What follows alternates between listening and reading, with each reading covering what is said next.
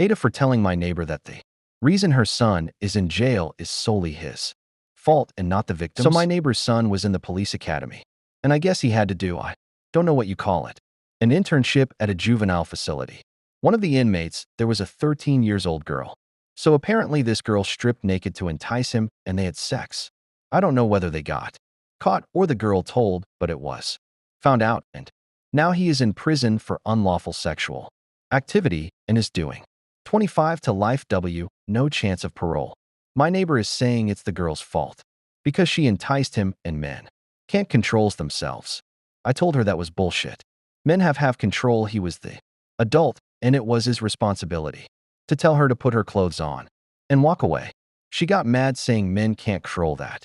I said, so you're saying so has no reasoning ability and that he is no more than an animal, which is another reason he should not be around a vulnerable demographic.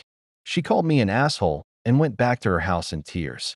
I told her the only assholes in the scenario was her and her son. Her for trying to blame a child and him for falling for it and abusing a child. My husband says he knows I was right, but I should have said nothing. As a child who was abused and blamed for it by adults, I can't. I was raped when I was 7 by an uncle, and my mother told me it was my fault. BC. I enticed him by always being around. She literally brought me to his house, and she said I should have waited outside then, and nothing would have happened. So when my neighbor said that, it triggered me. My husband hugged me and said he gets it, and then apologized.